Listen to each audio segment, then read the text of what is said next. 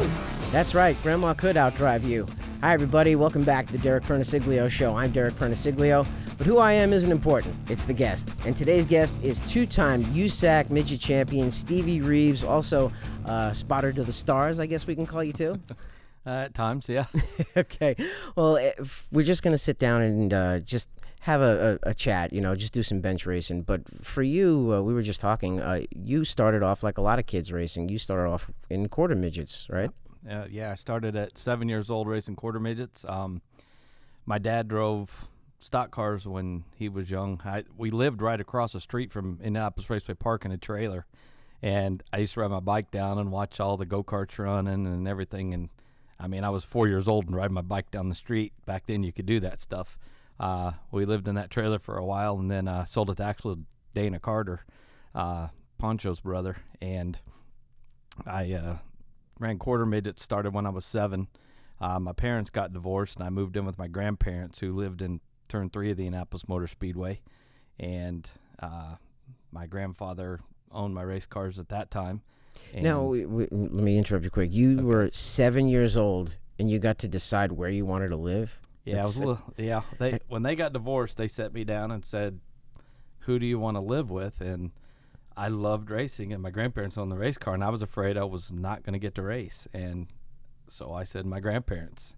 And I moved in with my grandparents, which, my grandma was all for it. So I moved in with my grandparents, and they owned my race cars. And my grandpa was a little bit too old to take care of the stuff, but I had another guy that came and helped me, Gary Gron, and started racing then and raced quarter midgets up till I was 16.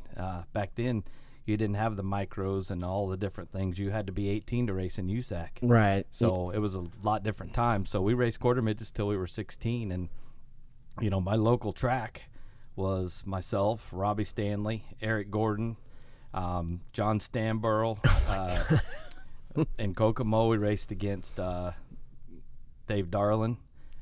In quarter midgets? Yeah, Lonnie Rush. Wow.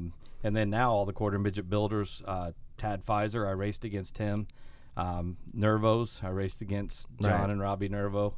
Right. And, of course, Stanley's got Stanley chassis. I walked to school with Robbie Stanley, and when I won the USAC Midget title, he won the sprint car title, and, we grew up walking to school together. It's kind of a small world, but lived when I was in Brownsburg living there, and then, like I said, I lived with my grandparents, and then when it got time to race sprint cars, I was too old to race the quarter midgets, and we didn't have the money to do it, so they refinanced their house and bought me a sprint car for $10,000, and I had. She went right from quarter midgets to sprint car. What a huge jump! And my first ever race was Paragon Speedway, an all-star sprint show.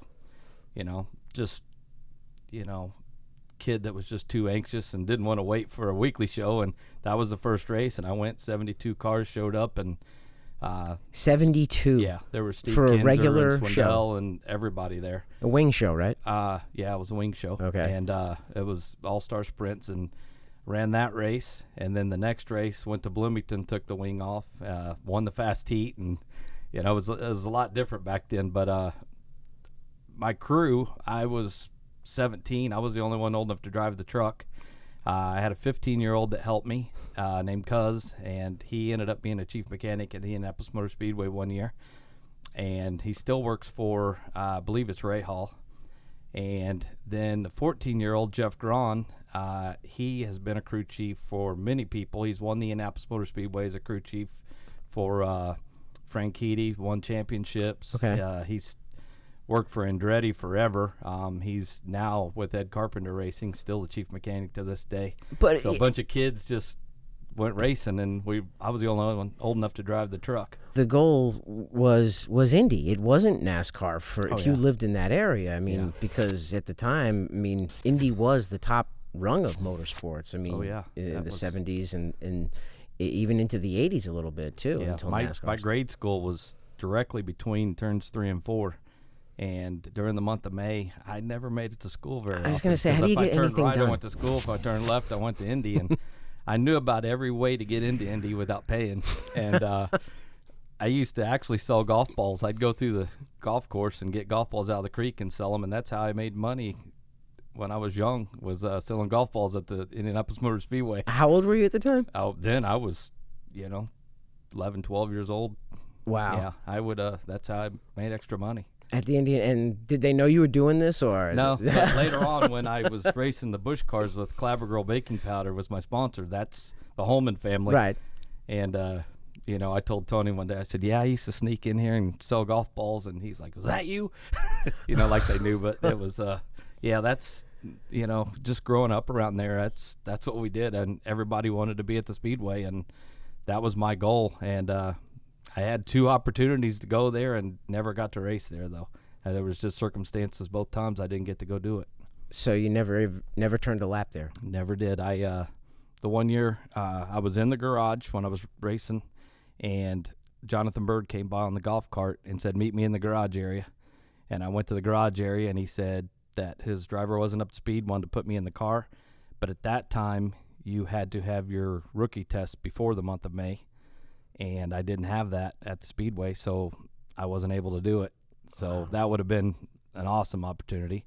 And then I right out of high school, I started working for Frank Weiss, who I ran sprint cars with, who drove Indy cars at one point. He was a machinist, and he taught me how to machine and fabricate and everything. He ended up buying into a race team, and they called me and wanted me to run Indy. And I was running the Busch Series at the time, and the Busch Series would not let me. That was the only year I was running a full season in Busch. Okay.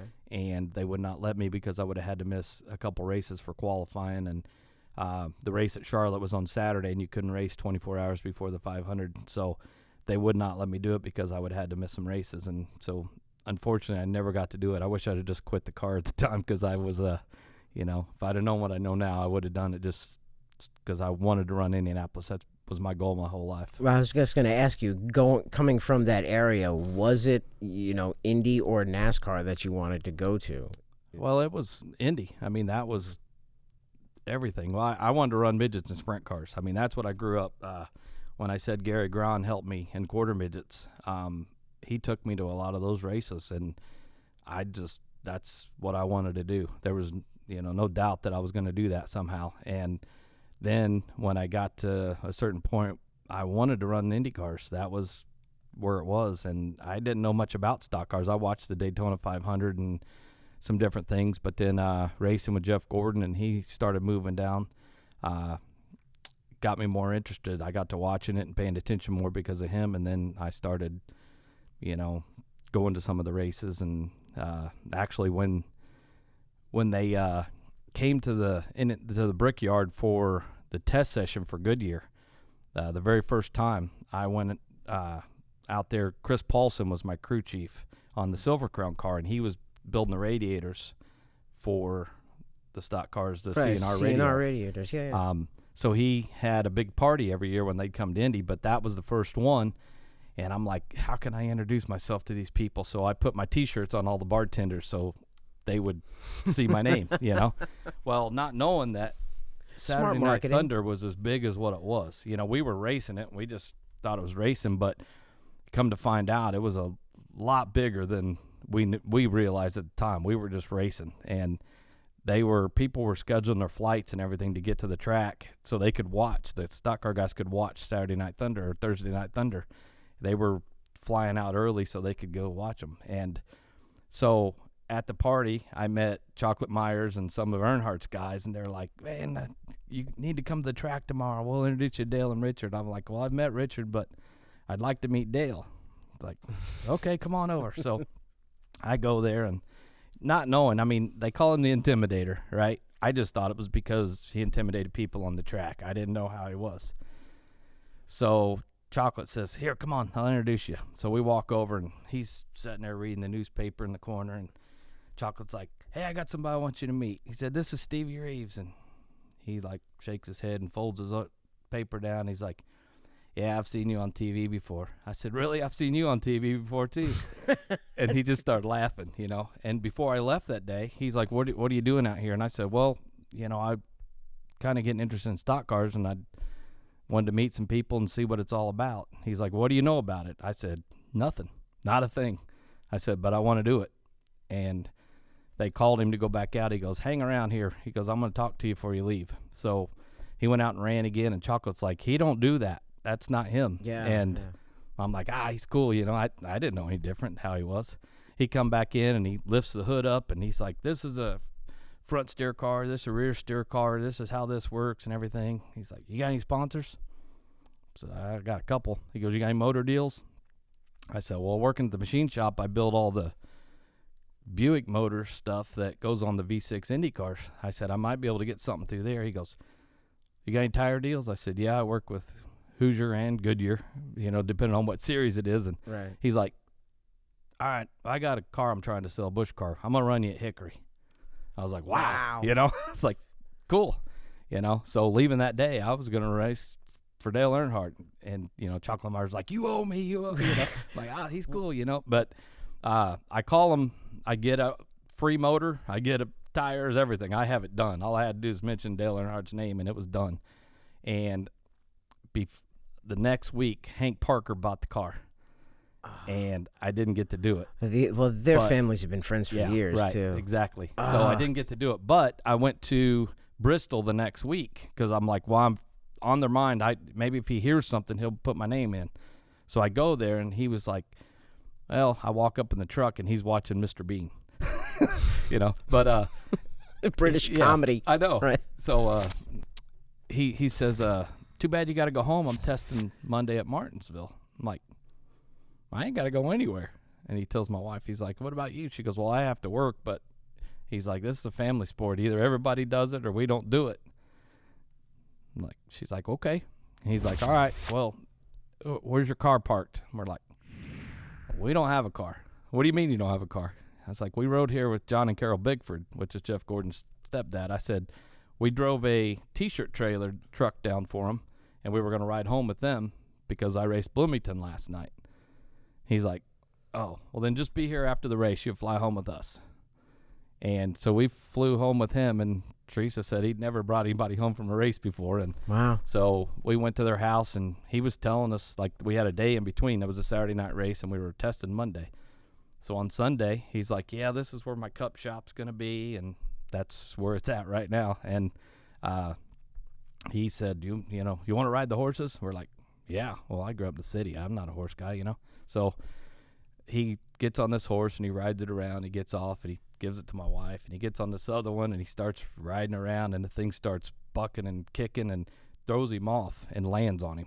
Like, literally lands on his leg, falls over on him. No kidding. And he gets up just a smiling and brushed himself off, and he walks over and he says, here, you ride this one. I was like, screw that. No. I'm not doing that. He just thought that was funny. But Kelly was dating a rodeo champion at the time, and that guy ended up riding it. And so we spent the whole day with him, just the coolest guy ever. And I went the next day, and he, borrowed a car for me to do it and said, do not crash his car. I don't care how fast you go. This is just to see if you even like it. That's all it's for. Where was it? It was at Martinsville. It was at Martinsville. Whose car did you borrow? Honestly, I don't even remember. And that's before cell phones and everything, so we don't even have pictures of it. Really? But, okay.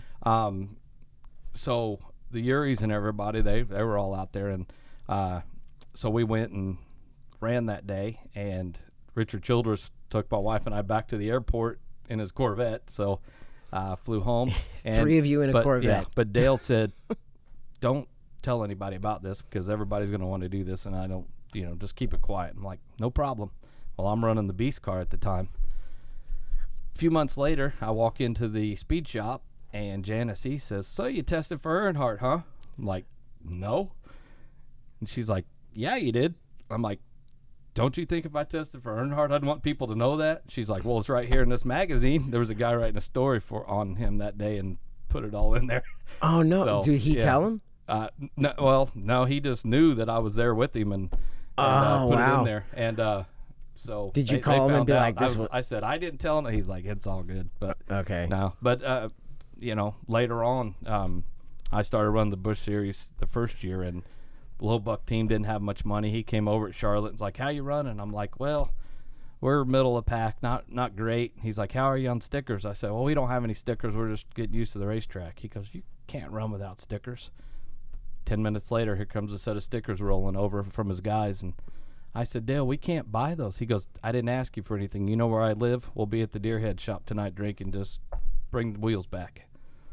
Wow, So that's cool. I mean, that's how he was. He didn't want no. I mean, Tony Stewart's the same way.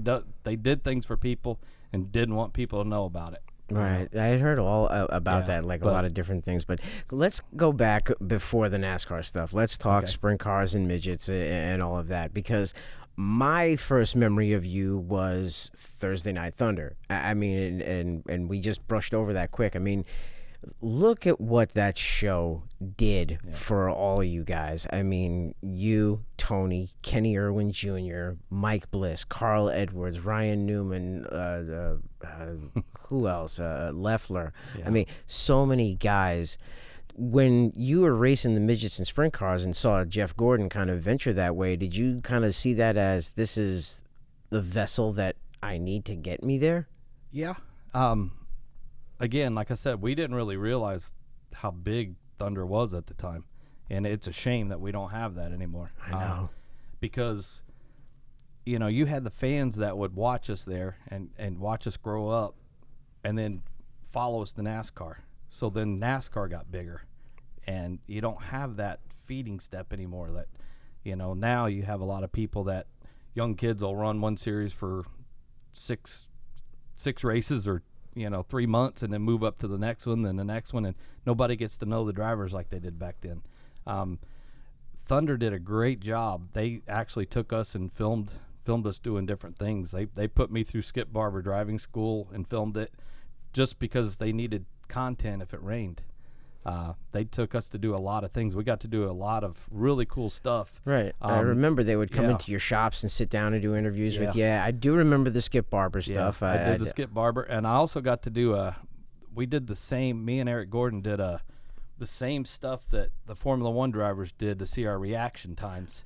I remember that feature too. We actually, both of us did really high, scored really high on those, and that was stuff that we wouldn't have got to do if it wasn't for that. But again, we didn't realize how many people watched this. Like I said, people were scheduling their airplane flights to get to the track. Dale Earnhardt did, to watch our races. And did you get like NASCAR guys coming in your shop when you were living in Indiana, like working on a sprint? Really? They who came by your place? Yeah. But I mean, when I was trying to break in, like I said, I would come down with Chris Paulson. Mm-hmm. To try and meet stock car guys, and I'd be walking through the pits, and everybody's like, "Hey, Stevie, that was a good job the other night." And I'm thinking, how do you know that? Power but television. Not even thinking, it was just it was a bigger tool than what we realized. And running the Thunder stuff, it was all different kinds of racetracks. We ran Winchester, we ran all that, but then they also Copper World was on American Sports Cavalcade, if you remember back then. I loved the Copper World Classic, man. Super modifieds on the mile, midgets on the mile, which I think the fastest I've ever been on was a 5/8 of a mile track at Oswego and Thompson and Flemington. I ran Flemington before they closed it down. And those three places were just lightning fast, hold your breath for 25 laps. I can't imagine what midgets on the mile has got to be like. I won the first time I went to Copper World with the Wilkie's car. Qualified fourth at 128 mile an hour average, and won the race. It went green to checkered and averaged 125 because you drafted, and it was unbelievable. And then, back then it was a lot more dangerous than it is now. Then I ran the Silver Crown car later that day, and Danny Milburn was killed down in turn one. And unfortunately back then there was a lot of times where we had people killed in racing and during the races, and you knew that they were killed, and we would keep going, go back and finish the race. now they don't do that anymore because it's so far and few in between that they stop the races usually. But back then it was like, I have so many people like racing quarter midgets growing up. There's probably 4 or 5 guys that I raced with that were killed racing. Right, Robbie was one of them. Kenny Irwin. Guy named Johnny Cook. Were you at the track the night Rich Vogler died? I was not. That was one of the few nights that I took off. The car that I was running, they were getting a motor redone, and I did not go that night. But when Rich was killed, was right around the time where I was at a crossroads with myself. I was running Ralph Potter's midget, and Ralph Potter, I mean, everybody knows Ralph Potter is unbelievable smart. Right. The V6 motor that he developed. I mean, how smart he is when he was I think he was 14 years old. Somebody took him to Bonneville with him to help, and he had a motor he wanted somebody to run, and he built himself, and nobody would run it. And they said Mickey Thompson blew a motor before Mickey Thompson was really Mickey Thompson. Right. And Ralph said, hey, put this in, and they broke a record, and he was like 14 years old when he built this motor. Wow. And so Ralph built my quarter midget motors when I was younger, and I was driving for him, and he was developing the Potter V6, but it was all stock parts, and we didn't finish that many races, but we were at Belleville for the Midget Nationals, and they had a race that if you didn't have a Gertie motor or a Pontiac or a Cosworth, they had a special race that you could run, and it paid $1,000 to win. Well, here I am, I could make 50% if I win the race. That's $500 for me. That was a lot of money, and that was going to pay for my trip because we ran a couple races on the way out there, and I was married, and that was the deal, 50%? I got 50% if I won. And not bad for the time, right? Yeah, and so I was going to win that race, and we draw, and I drove terrible. I was towards the back, and the barrel valve was messed up, and if I got out of the gas, it would stumble. So I ran the whole race wide open. It didn't matter if somebody was in front of me or not, and I'm banging off the walls. I literally had the right front on top of the wall twice, hitting the posts. And I come in after the race. I ran second and just was so pissed off because I didn't make my money, I mean, that was all what it was about. You didn't care, My biggest fear in racing was failing, not getting hurt. It was failing. All right. And because I grew up racing quarter midgets and everything and won in everything I'd done. And I was really frustrated. We kept blowing motors that year just because he was developing the motor. I come in and I ran second, and there was a ton of people around the car, and I thought there was a fight or something around us. I didn't realize. And, Wilkie's come over. Wilkie's had knew Gary Grahn, the guy that worked on my quarter midgets from paper company that he worked with. And they were like, man, that was nuts. And John Beckford said, dude, you scare me. Don't do that. But you don't want to fail in racing. And so I go home, and Rich Vogler was killed, and Potters called me and said that they weren't going to run no more because they were going to figure their motor deal out. So I don't have a ride at this point. Excuse me. And I literally was laying in bed, told my wife, if something doesn't change by the end of the year, I'm done. I've tried so hard, and it's just not working. What were you going to do? I mean, I was working as a machinist, but I just wasn't going to race no more. I was tired, How old were you at the time? 22 or 23. Oh, wow. So this is early. But, I mean, I had nothing left, right? I mean, I didn't know where my next ride was coming from. I didn't have money. Like I said, my grandparents took care of my stuff, and we just didn't have the money. They refinanced their house and bought me a sprint car, and I ran for 2 years off of what I made racing sprint cars. Okay. And then I was just driving for people, and I got to the point where I just had enough. I was like, I was tired of trying so hard. And so I called John Black, and I said, hey, can I run your car at Springfield on the mile? He's like, well, Kevin Olson's supposed to run it, but he's talking to Wilkies, and he might run their car, so I'll let you know. It's like, okay. Never heard nothing back. So I call him on Wednesday. Hey, you ever heard from Kevin? No, I haven't, but I'll tell you what, if you got something that you can haul the car there with, pull the trailer with the truck, you can drive it. For Black's car? For Black's car. Okay. So I borrowed a truck from my uncle and went over and worked on the car and went to Springfield on the mile and was signing in, and Mark Wilkie come up and said, hey, we almost called you to run our dirt car. And I thought he was just kidding. I'm like, yeah, whatever, okay. So I go walking down pit lane. I see Greg Wilkie. Hey, we almost called you to run our dirt car. And they're not together. And I'm like, maybe they did, And that's the Wilkie Midget was like top of the line. Oh, the Wilkie family. Yeah. I mean, the for years. Yeah, they're the oldest IndyCar team in existence. They still own the IndyCars at the time. And they're, Miller Genuine Draft, Silver Crown car. And I was like, wow, that's pretty cool.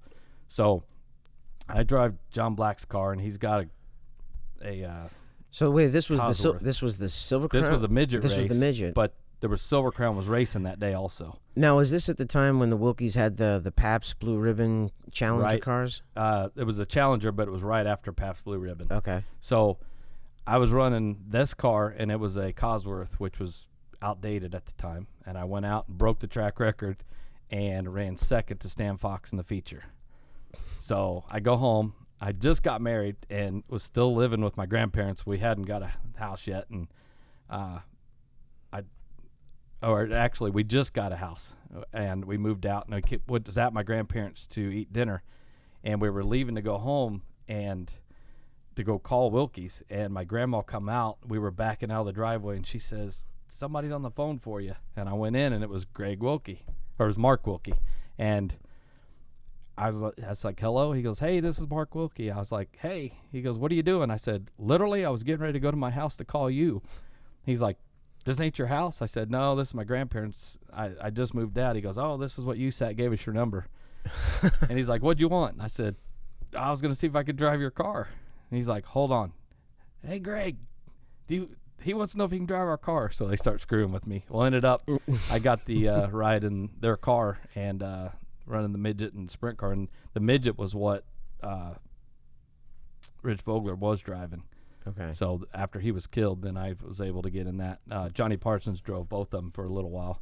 Okay. But then I got in, and then things turned around. That's when next year we won like 12 races, and won Silver Crown race and the midget races, and we won.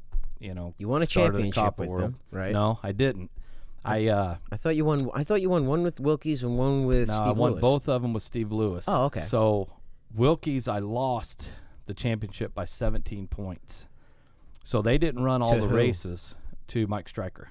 Okay. That was when he had first started developing the Hawk chassis, right? Yeah, he'd been doing it. But I ran a few races for Wilkies, some for John Black, and I ran a couple for it was like 4 different cars I ran that year. Mm-hmm. Eddie Griffith, I ran for him a couple races. Well, then it was time to go out west, and Wilkies couldn't win the championship, and they were busy at home, and they weren't going out. So I just took my helmet bag and went out, and I drove for Zeronians. Okay, yeah. And I drove for... Who Sleepy drove for? Did he help you get the ride? Yeah. No, actually, they called me when I won Copper World, and I'd been calling all these people and kept getting turned down. And then I go out and win Copper World. My phone rang off the hook. People want me to drive for them. It was great because I got to tell them no because I had a ride. Right. It was like revenge, Turning down offers. Well, they called me, and I ran the next year. I ran for them at the Thunder races out there. Okay. But I went out and ran some of the races for them, and then I ran Turkey Night at Saugus for Steve Lewis for the first time. Okay. And we were really fast, and I broke a track bar and dropped out. So the last night was going to El Centro. There was a dust storm. They were going to call it. I was leading by 2 points or something, and they ended up staying real late, and we ran. Well, we go out in hot laps, and I can't think of his name right now. Anyway, he bounced off the wall and crashed in front of me, and I went low, and he came down and got me and bent the frame. It was like, okay, well, it was a good run, I wasn't expecting to win a championship or nothing because I didn't even go. It was like 6 races or something I didn't even go to. It was the USAC Western States stuff. No, this was the national championship. Because when I won Copper World, that was Western States at the time, so I didn't get points for that. When I won the Pepsi Nationals, that was only for the Badger Series. I didn't get points for that. Okay. There was, a lot of big races we won I didn't get points for. All right. But now, then they ended up changing them to that. But because I remember, in the beginning of the year, Thunder, you used to go out west. Yeah, you'd start off. That was Western States. Right. Races. You'd start off at Ventura or even in the 80s, Ascot. Yeah. They went to Ascot first, which I thought was really cool. And then Ventura, and then started to come back out east. Yeah. Yeah. So I didn't know if that was part of like the Western States. Yeah, they combined them later, but it was at that time it was just Western States when I ran Copper World. But so I went out there and I couldn't fix the car. So Randy Roberts comes over and says, "Hey, just get in my car and run it." So I get in it, go out, qualify, come in, change the car a little bit, go out for the heat race, motor blows up. I mean, like fire blows up. And back then you had the pit pin and it melted on the pin. I couldn't get the wheel off. Car's on fire. Like, that's what it was burned big. Wolfgang, right? Yeah. Okay. So it was like big fire. So I was like, well, okay. Well, it was worth, we tried. Jimmy Sills comes over. Hey, just my car's in the feature, start last, running Calderwood's car. I'm like, all right. The 4, right? Yeah. The 4 car. So okay. I get in the car. Why didn't Jimmy run it? Well, because I'm running for a championship. So he got out. Okay. Like, deal was he made the money. I just drove it. Oh, okay. So, like, okay. So I start last in the feature. Stryker started 6th. And right before we push off, he said, hey, throttle's been sticking, but I think we got it fixed. Okay. Again, you didn't care about that stuff back then. You just raced. Right. And we pushed off, and they dropped the green, and this thing was so hooked up on the cushion. And we were probably about 4 cars behind him, and, like, right off the bat. I mean, this thing was hooked. No problem. We're going to do it. And I go into turn 1, and the right rear wheel broke, and I turned over. And the whole time I raced midgets, I only got upside down twice. Once was on TV at Winchester with an in-car camera, and because it started raining, and that night, and I lost by 17 points. And again, I didn't even go to like 6 or 7 races. If I'd have just went to 1, I'd have won the championship. Well, I was driving for 3 different car owners that night. So that was 3 different car owners to try to get you the championship. Yeah. And missed it, and then come back and won back to back. Yeah. I switched to driving for Steve Lewis the next 2 years. Mm-hmm. Stan Fox was driving for him. He wanted to run for championships. Stan didn't want to run full time. He only ran the big races. So I drove for Steve. And when Stan would run, he would be the 9 and I would be the 9L. And when he didn't, I would be the 9. So ironically, Ralph Potter won the championship in the car owners that year because they were consistent, and I had more points, but I ran 2 different numbers. So Steve finished 2nd to Ralph Potter in the championship. I won the championship as the drivers, and then the following season, Steve got his first championship. We both won, and then I left to go NASCAR racing after that. Now, at the time you were racing on dirt, did you have your kids at the time? Were they racing with you? My daughter was born at that time. Right, because your son is also running micros, or he was running micros, right? He ran sprint cars and micros. I have 3 kids now. My son wasn't born until my 2nd year of NASCAR. Moved down here, and saying I grew up with Robbie Stanley, they got back into the quarter midgets. I bought the first one that they got back into building, and they were able to take my son all over racing quarter midgets when he was 5. Oh, that's and cool. He learned that, and then so you were still running the Busch car at the time. I just stopped racing, so he didn't even know that I ran midgets or sprint cars. He was not around at that time, but right. He saw a sprint car on TV one day and just fell in love with it. And when he was running quarter midgets, and that's all he talked about was sprint cars. And when he was 10 years old, took him out to the Charlotte World of Outlaw race, and Casey Kane let him scrape mud, and both cars got upside down that night. And so he started grabbing wrenches and helping, and they said, hey, he knows what he's doing, and because I made him work on his own cars. And they asked if I wanted to bring him over and let him work in the shop after school. So he did that from the time he was 10 till he was 15, and then they asked if he could go on the road with the World of Outlaws for that summer with Joey Saldana at 15. Wow. And, of course, me knowing what he would learn doing that, I was all for it. But his mother, knowing what he would learn doing that, was not so excited about it. But all right, there's got to be agree to it. There's got to be some stories from the road. Come on. So you got to share one. So she let him do it, but he ended up, when he got to go to Eldora for the first time during that run, met Leah Blaney, which is Dale Blaney's daughter, and they stayed in touch, and now she is my daughter-in-law, and I have a grandson by him. Isn't it amazing how all of that works out? Yeah, my son-in-law is Mark Green, who I race Busch cars with, is his son. Right. And my youngest daughter just got engaged a couple weeks ago. Mark Green or Tyler?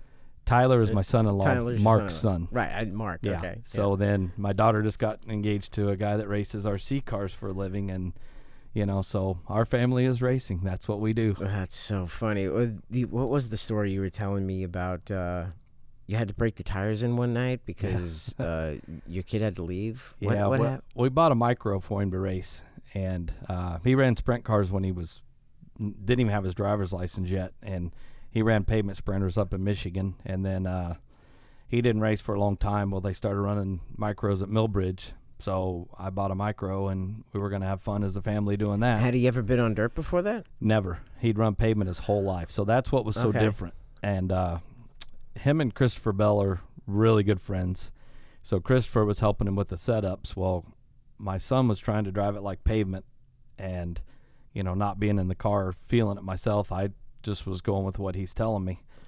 Well, we're out there one night. I walk into the track for a practice night before a big race. It was a night before a 1,000-to-win race, and I see Kyle Busch's dad, and he's like, "What are you doing out here?" And I was like, "Well, my son's got a car," and he's like, "Oh, okay."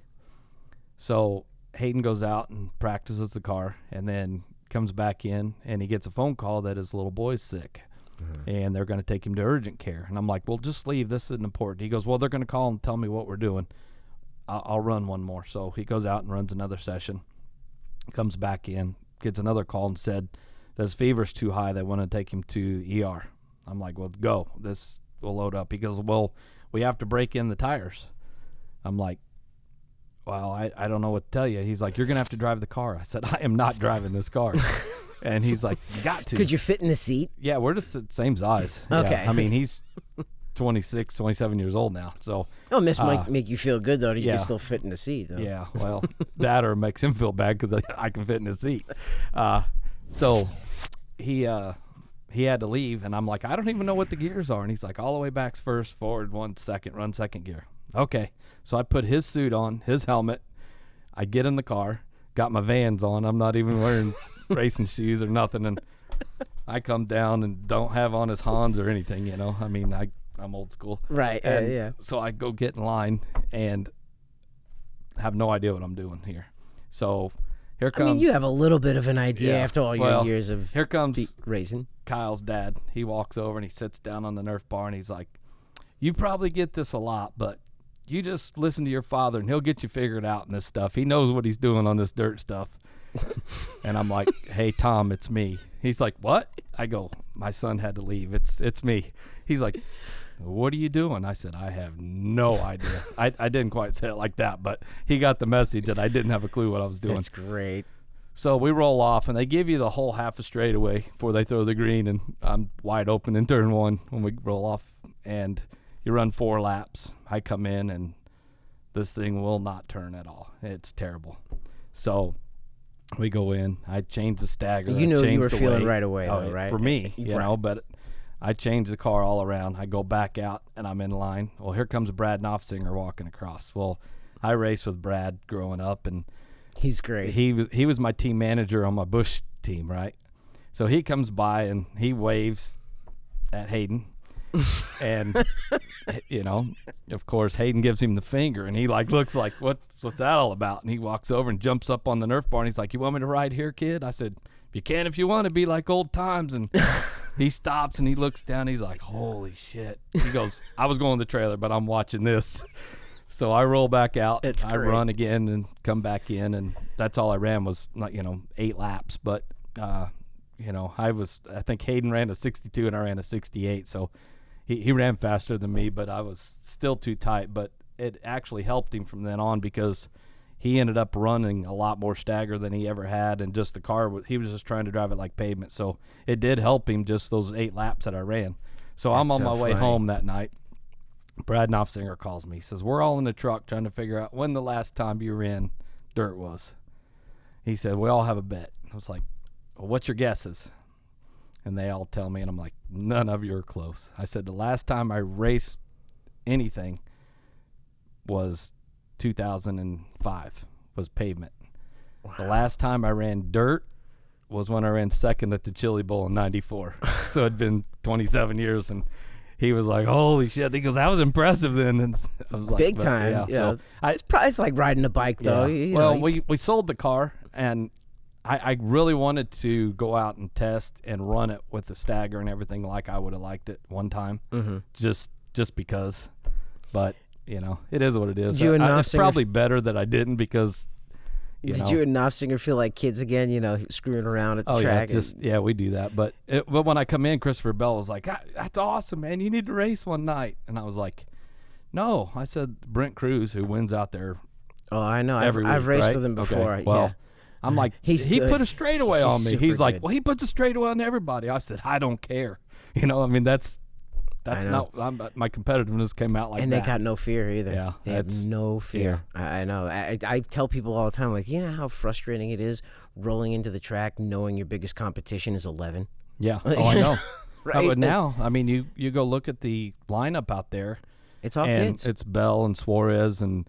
Against kids. The whole, half the NASCAR field, and they're trying to get ready for their dirt, but they're getting these 12, 13-year-old kids handing their ass to them. I know. And it's impressive. I mean, that's Bochelle. They're all 13 years old, and they're just unbelievable how good they are. I know. And you're looking at the future. Oh, yeah. You're going to see the future. But that night that you hopped in the car, didn't you get, like, some kind of fire back? Like, I'd want to do this again. It was like every emotion that you could go through.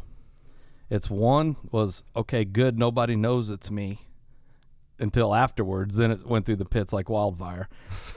And because it's like, again, your biggest fear is failure. And I didn't want to look bad. Right. That's why I didn't want to do it. Then I come in and was like, okay, I know what to do. But that kid put a straightaway on me, so I'm mad. Yeah. So all those things come back. I mean, you're competitive. It don't matter what it is. I mean, that's one of the worst stories of my life is playing Candyland with my daughter when she was young, and I caught her cheating, and I flipped the board.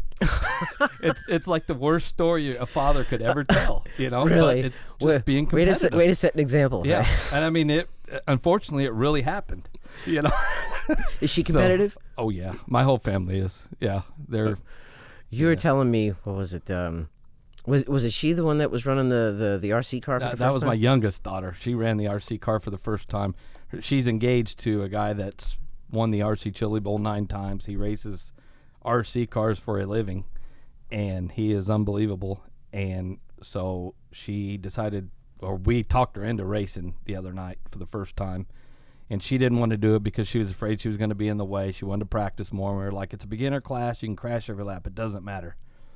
So she runs her first heat race and goes okay. Second race, she does better. And then the feature, she gets crashed on the first lap, gets stuck. And when she comes back, they turn her around. She gets coming back. Somebody else hits her, goes under the line. So she's 3 laps down before this race even gets going. Oh, God.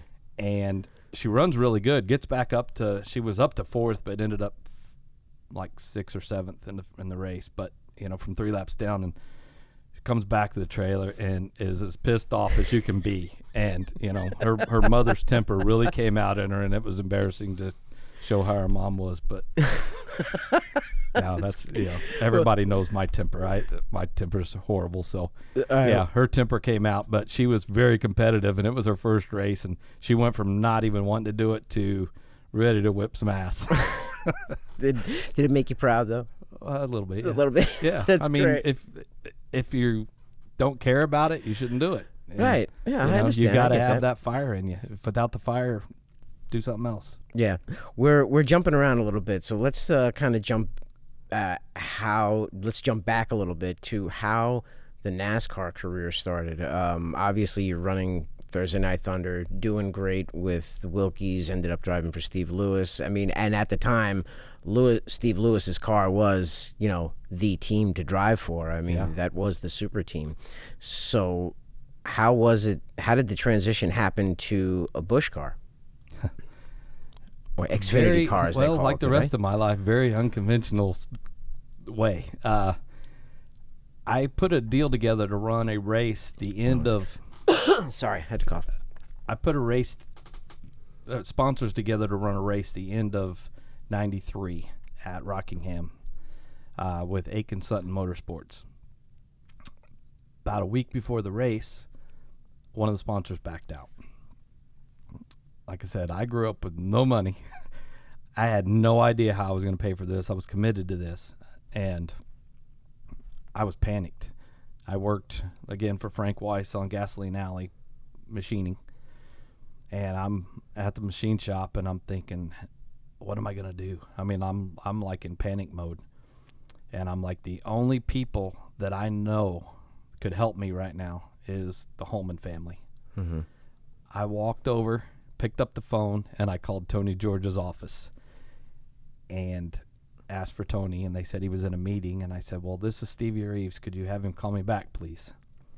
He did later that day, and I told him what happened and said, I really need some help and wondering if you guys would be interested in sponsoring me. He said, well, let me call you back. So he calls me back, and he says, well, we looked at it, and it's just not something we're able to do right now. He says, what company did you think I would sponsor you with? I said, well, Clabber Girl Baking Powder. He's like, why Clabber Girl? I wasn't ready for that question. I said, wasn't that their only business? Well, that was the first business the Holmans owned. That's what they owned when they got the money to buy the Speedway. Right. He said, why Clabber Girl? Well, I wasn't ready for that question, but so my, BS kicked in, and I said, well, I know the South is your weakest market, and I thought it would help you and myself at the same time. Smart. He's like, well, what color's the car going to be? I said, whatever color you want. He's like, what number is it? I said, it's 38. Number's issued. I have to run that. I said, if we don't make the race, you don't pay a dime. Let me call you back. He called me back. We're going to do it. I was like, awesome. That's great. So they were on the car. How did you know that was their worst selling market, though? I didn't. Oh, really? No, that's where the BS kicked in. I mean, it was on the fly. That's brilliant. It just, That's freaking brilliant. As a racer, you got to go through life taking care of yourself, and that's what I did right there in that moment. And I went to Rockingham, and we ended up hurting a motor and did not make the race. We hurt it qualifying. We were plenty fast enough. Okay. So I got a picture of the car. Around Thanksgiving time, I went to the Speedway, took it there, signed it. I said, thank you so much. You do not know how much you saved me doing this. He said, well, what do you got going on? I said, well, John Bigford introduced me to a guy that's putting a Busch team together, and he's trying to find something, and if he gets something, he wants me to drive it. He said, tell him to send me a proposal. About a month later, I get a phone call from that car owner and says, hey, they're sponsoring us. Which car owner was this? Mark Thomas out of Bedford, Pennsylvania. Okay. And so that's how we went stock car racing, and it was because I picked up the phone and called Tony George out of the clear blue because I needed help. Wow. And, but from then on, it was a low-funded team. Like, our budget was what people were spending on motors. It was really low budget. Wow. And everybody thought that I was related to the Holman family and thought we had a lot of money behind us. So it was probably one of the worst things that ever happened to me, having them as part of it. It was a blessing that I got to go do it. Right, but and the it's turned into presentation. what we did. But everybody thinks, still to this day, I mean, when Mary Holman died a couple of years ago, I had people coming up saying, sorry to hear about that. And, I mean, they still to this day, people think that I'm related to them. And I tried so hard to get them to adopt me, and it just never happened. I guess I couldn't come up with the right story then. Right. Now, aren't you glad, though, that all of that didn't happen in the social media age? Because then you'd be getting all the hate tweets of, he's only getting it because he's hooked up with the Holman. I'm sure I still get it on there anyway, but you're not I'm on not any on social media, right? No. Yeah. I mean, I've raced. That's smart. I ran quarter midget sprint cars, midgets, Silver Crown, Indy cars, Busch cars, a little bit of everything. I've been around a lot, and I've met a lot of people in my life, and I get so many people that my wife says, hey, you remember this person? They contacted me and said, tell you hi. And she's like, why don't you get on there? Because that's why I would never get off the phone. Right. I get a lot of text messages, and I would like to meet up with people that I've seen in the past, but it just, to me, it's not worth all the extra. I know. If the one thing that social media is definitely good at, it's wasting time. Yeah. You can waste and my time. temper would not go well on there. I would say things that I shouldn't say. Yeah, So- I'm a victim of it too. There's a Yeah. lot of times that I say things that I regret, and I've hit the delete button a few times. But but you know what? As much as I see, so it's like social media is like a knife. You can use it as a tool or a weapon. Yeah. And there's a lot of times I see people using it as a weapon, and I hate it, but it's a necessary evil for our part of the business, being a broadcaster. But Well, people always tell me, they ask me if I'm ever serious. So I joke all the time. Right. So I could really piss believe that people off. most of the people that would read my stuff and not know me would think what an asshole I am, and would take it the wrong way, and I would be like blasted for stuff that I would totally be taken out of context, because in an age I of say cancel inappropriate things a lot, but not because I'm trying to be mean. It's because that's me. Yeah. I'm just. You should meet my dad sometimes. I enjoy myself. So, I make myself have a good time. If I'm not having a good time, I'll make myself have a good time. So what happens? That's cool. So you're running the Busch car. Was the shop located here in Charlotte, or was it in Pennsylvania? It started off in Pennsylvania, Okay. and then moved down here at the end of the year. Again, totally different. I would leave the track, an hour down the road, I would get sick, throw up. I thought it was my blood sugar. I thought it was all kinds of stuff. Found out later it was just carbon monoxide, that they weren't filling the holes in the firewall. It was a Really? team. There was only one guy that ever even worked on a car. One of my first races, I was sitting on the wall for driver introduction with Terry Labonte, and he's like, "Hey, you know the story behind that car?" It's like, "No." He's like, "Yeah, that's a car I broke my leg in at Riverside. It was out behind my shop, and Barry Owens wanted to buy it, and I told him one price, and he told me another, and we flipped, and he bought it for the cheaper price and fixed it, and that's your car owner bought it, and that's the car." It's like, oh, that's just great. I was 12 years old. A wrecked car and you know, wrecked. yeah. So I mean, we ran there, and then the second year. How many cars did you have? Well, we only had, I think, 3 cars that whole year. Wow. And again, they were all used cars. And then second year I drove for Ed Whitaker. So it was one employee? They had like 5, but only one of them had really worked on a car before. They were all from Bedford, Pennsylvania. They're good guys. I mean, hard workers that just, Right. didn't have a lot of experience. And then I went to run for Ed Whitaker the next year, which was Harry Gant drove for. Like, won lots of races. But that year they switched from V6s to V8s, and then they ran Hoosier tires with Harry, and Goodyears were mandatory then. There was no more Hoosiers, so the tires were a lot harder. And they tried to run the same setups that they ran with Harry with the V6s, so the cars are heavier, the tires are harder, and it just wouldn't work. And towards the end of the year, they finally hired Darrell Bryant, crew chief of the car, and we sat on the pole at Bristol, and we ran really good at the end of the year, but at that time it was too late. And the next year I went to drive for John Andretti and Agajanian and Curb. They started their team, and I ran there from 96 and 97, and then in 98 they were getting ready to buy all brand new stuff. It was going to be my first time to really have a good shot at racing. Driving for who at the for time? Agajanian, Okay. and then they got into an argument, and John Andretti left, and he had Big A Auto Parts as a sponsor, and because he owned some stores. And then my contract was with Curb and Agajanian, and so we went from going to have all brand new stuff to running the same stuff we had, which was all used stuff again from starting the team up, and it was really frustrating. And I went to the last race I ran. We went to New Hampshire, and we rolled off the truck. The oil line fell off, backed the car in. I'd only crashed one time ever in practice, and so we killed the car. So they get the backup car out, don't have a motor or anything in it. So we take a provisional, start last in the race. They drop the green, plug wires were crossed. We come down, so we're 3 laps down before we ever get going, and then the throttle started sticking. So I ran the rest of the race, shutting the car off, going into the corner, and turning it back on at New Hampshire, which you know how that is. And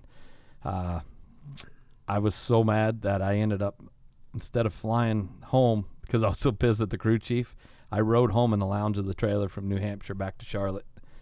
and Just Brad needed Knopfsinger time was to my calm team down. manager, and he rode with me because I would have killed him. I was like that mad.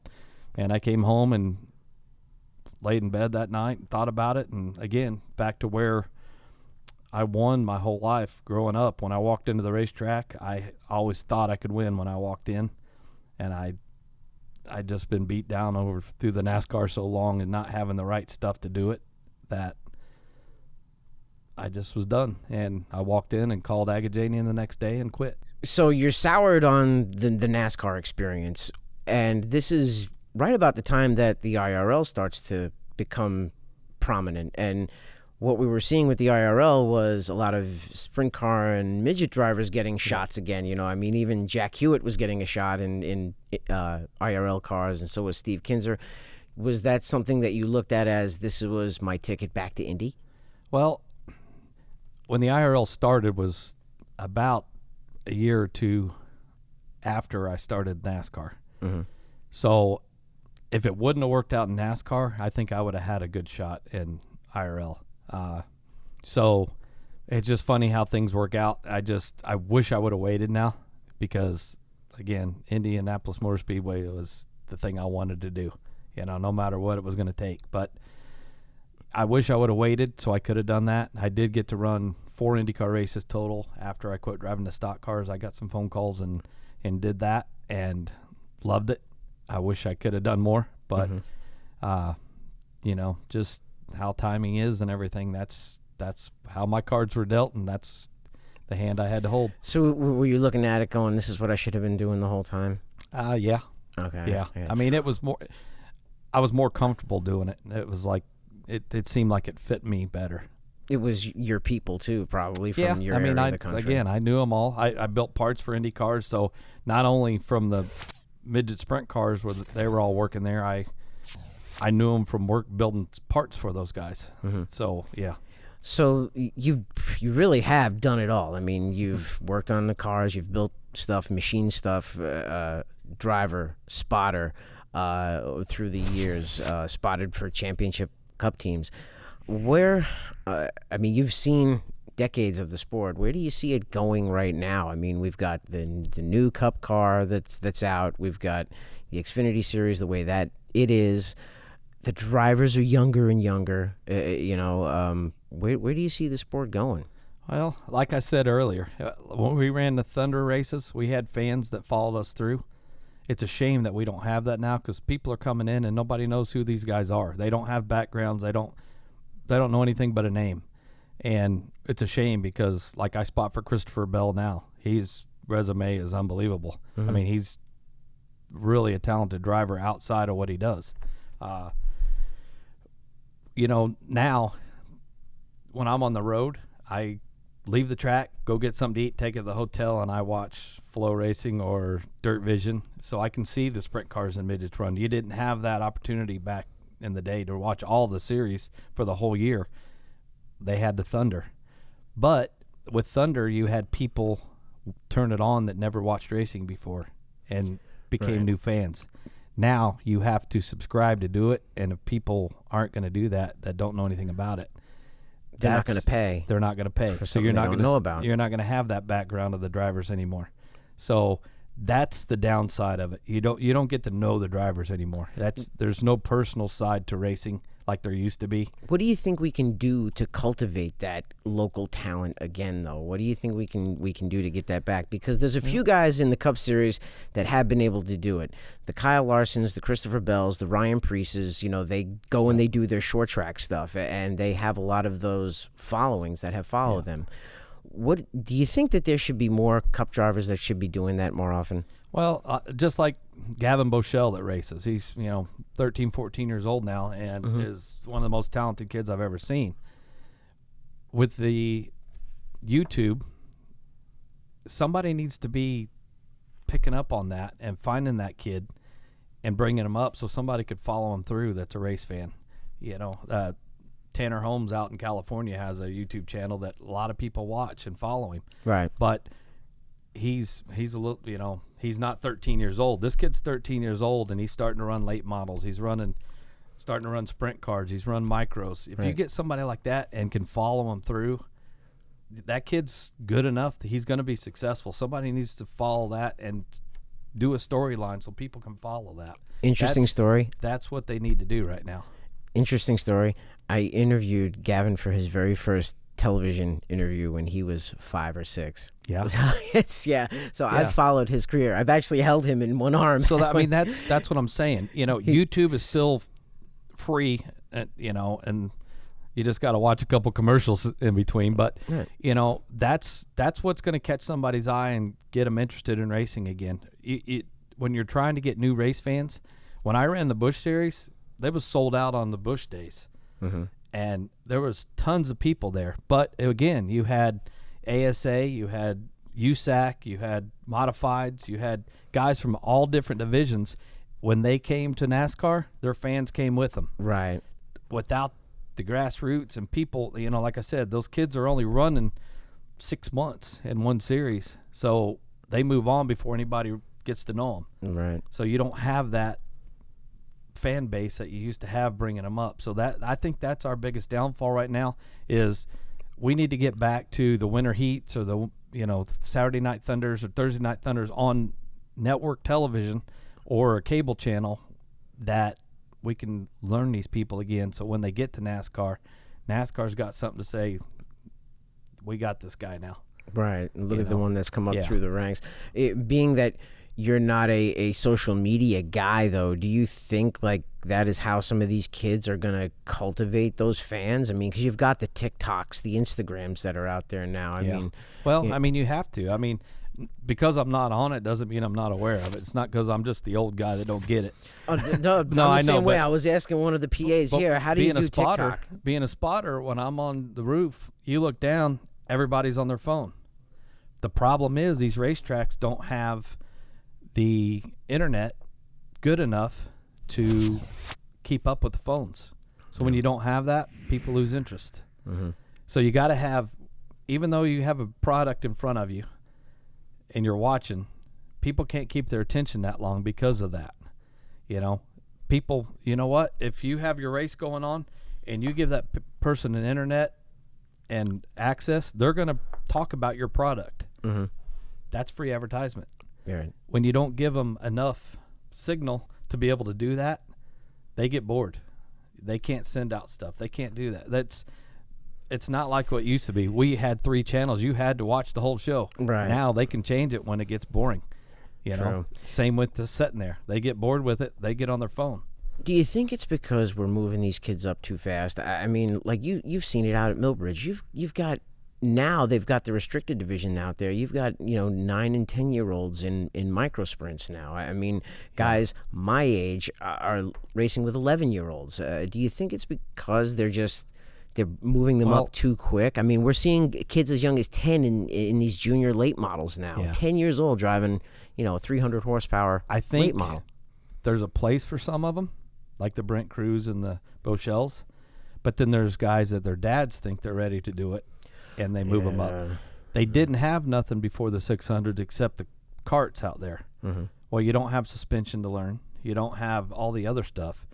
And the biggest thing I saw at the beginning of the year when my son was running out there, you throw a slide job on somebody, they don't know to turn and come back down under. They try and drive back around you, and they get over your right rear, and they turn over, and then everybody wants to fight. Right. Mm-hmm. The only reason I know that's because I had to tell people to line up one night because there was 4 guys standing in front of me yelling at me because their kid didn't turn back underneath. That's part of racing. You have to learn that stuff, and I'm glad they did the restrictor because I think you need to run the restrictor class and win so many races before you can move up if you're under a certain age. Okay. I think you need that stepping stone because these kids can do it, but they have to have the experience. Right. And the kids that have is the such a great track great. to see some racing at, too. It really is. It's a cool place to see some racing. There's super talent that we're going to see come up through the ranks. If you can run good there, you can go anywhere in the country and run good. Yeah. It's a tough racetrack. I mean, there's guys that, can win anywhere in the country and they come here and they struggle. It's just a different type of racetrack. Isn't it so funny though too, because there are some nights where you go and watch one of these micro races and super talents in the field, your Sheldon Creeds, your Brett Moffats, these guys that do the stuff, and then they they struggle. You know, they Yeah. get their asses kicked by a 10-year-old or an 11-year-old. That, and you go back and you're like, you know what? Some of these NASCAR drivers are coming out here. It pays $250 to win this race, and it's way harder racing than they've ever done. Right. And that's what the sport's about, is getting back to the good hard racing, you know, and it doesn't pay that good. But I think there's also a contingent of them that come out there to develop their skills too. Oh, yeah. I don't think that they'll admit it, you know, because they've yeah. reached that pinnacle or that level. But I think there's a couple out there that are going, maybe I need to feel something different moving under my ass. I mean, you know? anytime you're in a race car, doesn't matter what it is, you're learning. And the more you can sit in a seat, you feel something, and you're learning, you're going to be better no matter what it is. And I think that's what these NASCAR drivers are doing coming back, especially trying to get the dirt experience before they went to Eldora. Or not Eldora, Bristol. We wish they were going to Eldora. Yeah. You know, almost an hour. I think a little more than an hour has already gone by, and there's so much more stuff that we haven't touched on yet. But we've got other guests coming in today. But we want to thank you for coming in. Would you come back? That's the next question. I enjoyed it. Yeah, that's there was a lot we never got to. But, I'm sure there's. Yeah, we got to get into stories, and because that's the big thing. We're huge storytellers here. But Stevie, thank you for joining us. Stevie Reeves on this episode of the Derek Pernesiglio Show. And like always, we'll see you the next time. Bye.